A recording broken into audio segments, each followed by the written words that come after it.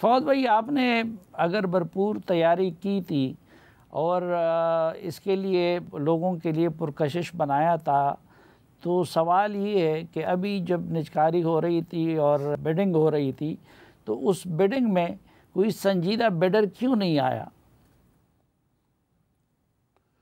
دیکھیے سلیم بھائی، میری ایک تو عادت ہے کہ جب میں کوئی دفتر چھوڑ دیتا ہوں تو اس کے بعد کبھی اس کے معاملات میں دخل اندازی نہیں کرتا، اور آپ کسی سے بھی پوچھ لیجئے کہ پچھلے 8 مہینے میں نے آج تک کبھی نجکاری میں یا وہاں کے کسی عہدیدار کے ساتھ نہ تو کبھی کوئی بات کی ہے، نہ کبھی کوئی چیز پوچھنے کی کوشش کی ہے، کیونکہ یہ ان لوگوں کی ذمہ داری ہے جو آپ کر رہے ہیں۔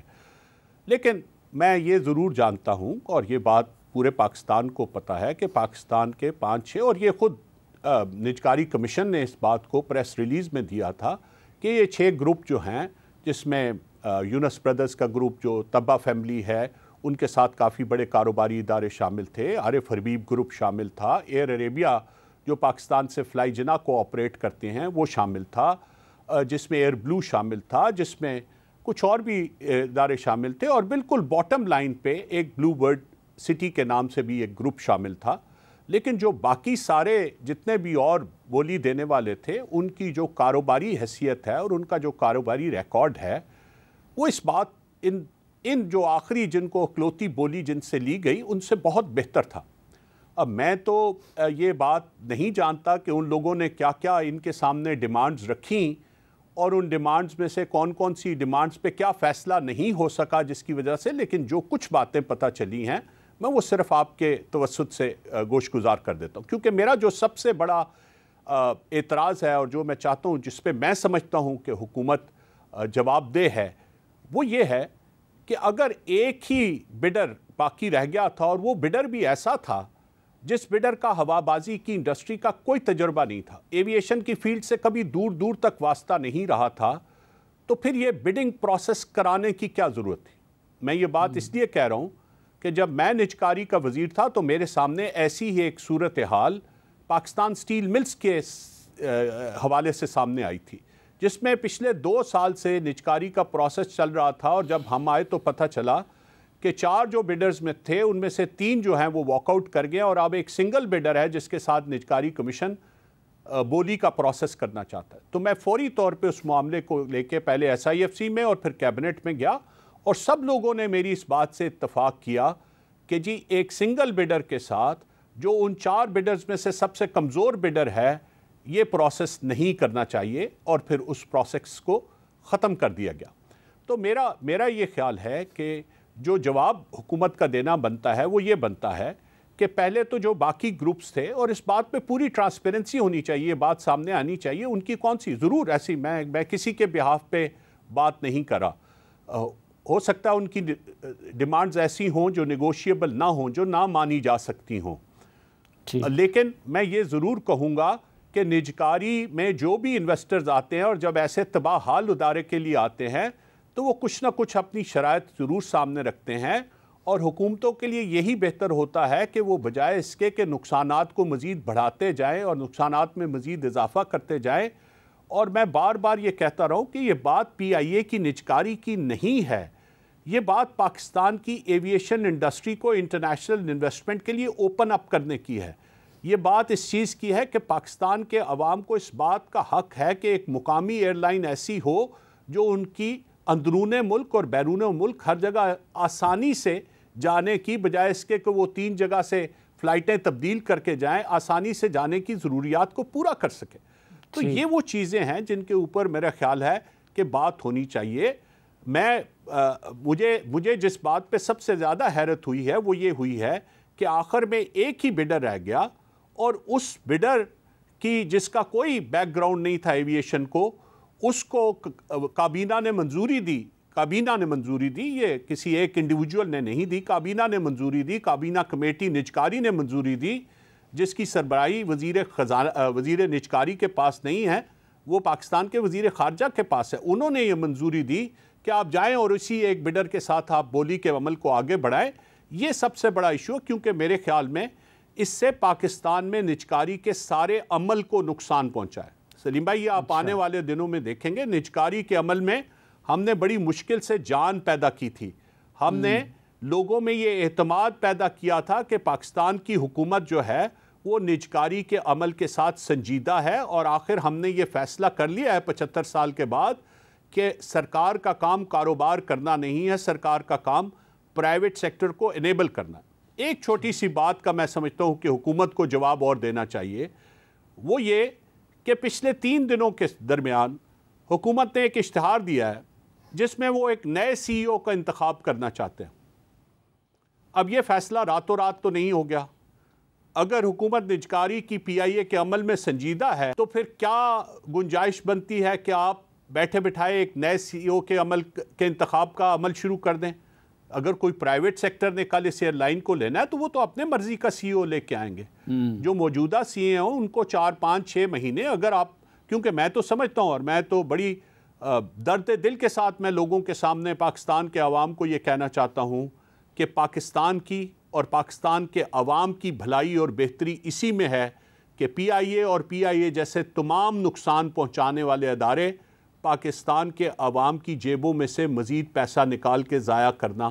بند کر دیں، اور پاکستان کے عوام کا یہ حق ہے کہ ان کے روپے کی قیمت اپنی اصلی جگہ پہ بحال ہو۔ پاکستان کا روپیہ آج جتنا بے قدر ہے اس میں اس جیسے اداروں کا بہت بڑا حصہ ہے۔ ہم ایک مستقل خسارے کا ناقابل برداشت بوجھ محض چند لوگوں کی خوشنودی کے لیے اپنے کندھوں پر بٹھا کے چل رہے ہیں۔ یہ کام اب بند ہو جانا چاہیے۔ پاکستان نے اگر سروائیو کرنا ہے، اور میں نے پہلے بھی کہا ہے کہ پاکستان کے لیے it is a moment of survival. ٹھیک، ہاں، میں یہ بھی مانتا ہوں کہ پچھلے کچھ ماہ میں اعداد و شمار جو ہیں، معاشی اشاریے جو ہیں وہ بہتر ہوئے ہیں، لیکن یہ بہتری اتنی نہیں ہے کہ ہم اس کے اوپر بانسری بجانی شروع کر دیں اور کہہ دیں کہ جی سب کچھ ٹھیک ہو گیا ہے۔ پاکستان کے سامنے ابھی ایک بہت مشکل اور ایک بہت طویل راستہ ہے، اور اس طویل راستے میں معیشت کے حوالے سے سب سے پہلا قدم نقصان دینے والے اداروں کی نجکاری کے کام کو انتہائی سنجیدگی سے اور بڑی تیز رفتاری سے پورا کرنا ہے۔ ان کا ایک ایک دن پاکستانی خزانے پہ اور پاکستان کے عوام کی جیبوں پہ بھاری پڑا ہے۔ اچھا، یہ جو آپ فرما رہے ہیں کہ اس سے نجکاری کا پورا عمل متاثر ہوا، تو وہ کس طرح متاثر ہوا؟ جی دیکھیے، انٹرنیشنل مارکیٹس جو ہوتی ہیں اور جو انویسٹرز ہوتے ہیں جو سے پی آئی اے میں دلچسپی نہیں رکھتے لیکن وہ پاکستان کی ڈسکوز میں دلچسپی رکھتے ہیں، یا پاکستان کے بینکنگ سیکٹر میں یا آئل سیکٹر میں دلچسپی رکھتے ہیں، یا جن لوگوں نے ان کی ایڈوائزری کا کام کرنا ہوتا ہے، وہ کسی بھی ملک میں نجکاری کا جو کوئی بھی عمل ہو رہا ہوتا ہے اس کو بڑا کلوزلی فالو کرتے ہیں۔ وہ یہ دیکھتے ہیں کہ یہ حکومت سے پی آئی اے کے نجکاری کے عمل کو انہوں نے کتنی سنجیدگی سے آگے بڑھایا، انہوں نے اس پہ جہاں جہاں فیصلے کی ضرورت پڑی وہ فیصلے کیے نہیں کیے، اگر نہیں کیے تو اس کی وجہ کیا تھی؟ کوئی سیاسی دباؤ تھا، کوئی اور مسائل ایسے تھے، یا یہ انہیں نظر آیا کہ شاید حکومت یہ مشکل فیصلے کرنے کے لیے تیار نہیں ہے۔ دیکھیے، حکومت تو نجکاری کے عمل کی ایڈورٹائزمنٹ کر دیتی ہے، لیکن اگر کل کوئی سے اسلام آباد الیکٹرکسٹی سپلائی کارپوریشن کی نجکاری میں دلچسپی رکھتا ہے تو وہ دلچسپی شروع ہونے سے بڈنگ تک پہنچتے پہنچتے وہ کئی دسیوں ملین ڈالرز خرچ کرتا ہے اس کی ایویلیویشن کرنے پہ، اس کی ڈیو ڈیلیجنس کرنے پہ، اس میں منافع کی گنجائش دیکھنے پہ۔ اور ایک اور میری سلیم بھائی بڑی دردمندی سے میں یہ درخواست کرنا چاہتا ہوں، یہ جو ہم نے ولیفیکیشن شروع کی ہوئی ہے انویسٹرز کی، اس کو ختم کر دیا جائے۔ پوری دنیا میں جہاں بھی سرمایہ دار جاتا ہے اور سرمایہ کار جاتا ہے، وہ مقامی ہو یا بین الاقوامی ہو، وہ منافع کمانے کے لیے جاتا ہے، وہ چیریٹی کے لیے نہیں جاتا۔ اور کسی بھی سرمایہ کار کو محض اس بنیاد پہ آپ ویلیفائی نہیں کر سکتے کہ اس نے قانون اور قاعدے اور معاہدے کے مطابق کوئی منافع کمایا ہے یا نہیں کمایا۔ ہاں، آپ کے پاس پورا اختیار ہے کہ اگر کسی نے معاہدے کی خلاف ورزی کی ہے، اگر کسی نے اس میں چوری کی ہے، تو آپ ان کو بھی ذمہ دار ٹھہرائیے اور ان لوگوں کو بھی اپنی سرکاری مشینری میں سے ذمہ دار ٹھہرائیے جن لوگوں نے ان کو اس چوری کرنے میں مدد دی ہے۔ This traffic cannot flow one way. ٹھیک، آپ کی اپنے بھی لوگوں کی پھر ذمہ داری ہوگی جنہوں نے ان کو فیسیلیٹیٹ کیا ہوگا قانون اور قاعدے اور معاہدے سے زیادہ منافع کمانے میں۔ تو یہ تو نہیں ہو سکتا کہ آپ سرمایہ کار کو تو نشانہ بنا لیں اور جو آپ کے اپنے لوگ ذمہ دار تھے وہ آرام اور چین کی بانسری بجاتے رہے۔ میں جو کہہ رہا ہوں کہ جی اس سے سرمایہ کاری کا بہت عمل متاثر ہوگا، وہ اس وجہ سے ہوگا کہ اس میں دو چیزیں سامنے آئی ہیں۔ ایک تو یہ کہ پاکستان کی جو نیریٹو ہم نے جو بلڈ کیا تھا کیئر ٹیکر گورنمنٹ کے دوران کہ پاکستان کی حکومت فائنلی اس فیصلے پہ پہنچ گئی ہے کہ ہم نے نجکاری کا یہ عمل سنجیدگی سے کرنا ہے اور ہم اس کے لیے مشکل سے مشکل فیصلہ لینے کے لیے تیار ہیں۔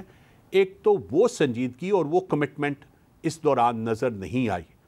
اور اس کا کسی طور پہ یہ مطلب نہیں ہے کہ کسی کی کوئی ناجائز ڈیمانڈ مانی جائے، لیکن ایک انگیجمنٹ ہوتی ہے، پوٹینشیل انویسٹرز کے ساتھ آپ بیٹھتے ہیں، آپ ان کی باتیں سنتے ہیں، جو انٹرنیشنل پریسیڈنٹس آپ کے پاس موجود ہیں اس کے مطابق ان کی ان ڈیمانڈز کو ایویلویٹ کرتے ہیں۔ پاکستان کے پاس تو پچھلے 2 سال میں ایک بہت بڑی مثال موجود تھی ایئر انڈیا کی پرائیویٹائزیشن کی، اور اس ایئر انڈیا کی پرائیویٹائزیشن، ایئر انڈیا کا جو ادارہ تھا وہ بھی پاکستان انٹرنیشنل ایئر لائنز کی طرح تقریباً $3.2 بلین کے نقصان میں چل رہا تھا۔ آلدو ان کی ایسٹس پاکستان پی آئی اے سے بہت بہتر تھے، لیکن بہرحال وہ بھی ایک بہت بڑے نقصان میں چل رہا تھا، اور اس کا عمل بھی مکمل ہوا تھا۔ آپ کے لیے اور شاید لوگوں کے لیے یہ بڑی بات دلچسپی کا باعث ہو کہ تقریباً اتنی ہی رقم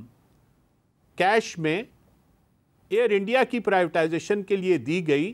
جس کے 95 فلائنگ ایئر کرافٹس تھے،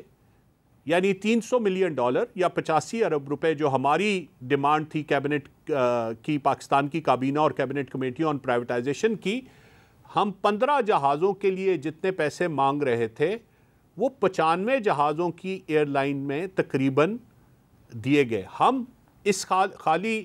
یہ نہیں کر رہے تھے کہ جی ہم یہ مانگ رہے تھے، ہم اس کے ساتھ 203 ارب روپے کا ڈیٹ بھی ٹرانسفر کر رہے تھے۔ اسی طرح ہندوستان میں بھی ہوا کہ انہوں نے $300 ملین تو کیش دیے حکومت ہندوستان کو، اور $800 ملین کا ڈیٹ بھی ٹرانسفر ہوا۔ تو ہم نے تقریباً 203 ارب روپے